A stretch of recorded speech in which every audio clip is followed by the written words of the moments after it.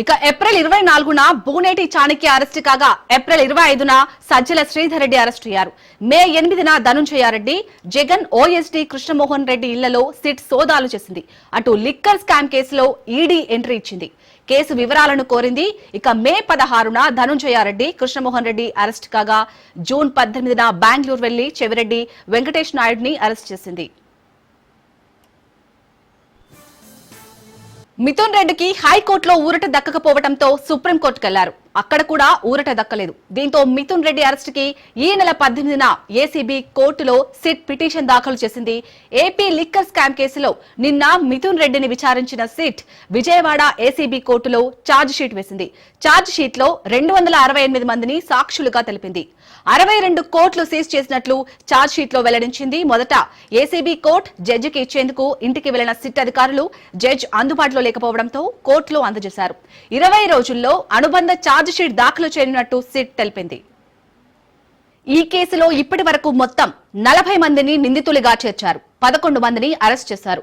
220 మందిని ప్రశ్నించారు. నిందితుల్లో A1 గా కసిరెడ్డి రాజశేఖర్ రెడ్డి, A2 దొంతిరెడ్డి వాసుదేవారెడ్డి, A3 గా దొడ్డ వెంకట సత్యప్రసాద్, A4 పెద్దిరెడ్డి మిథున్ రెడ్డి, A5 మాజీ ఎంపీ వి విజయసాయిరెడ్డి, A6 గా సజ్జల శ్రీధర్ రెడ్డి, A7 గా ముప్పిడి అవినాష్ రెడ్డి, A8 గా బూనేటి చాణక్య, A9 గా తుకేకుల ఈశ్వర్ కిరణ్ కుమార్ రెడ్డి, A10 గా ఎస్కే సైఫ్ అహ్మద్ ఉన్నారు.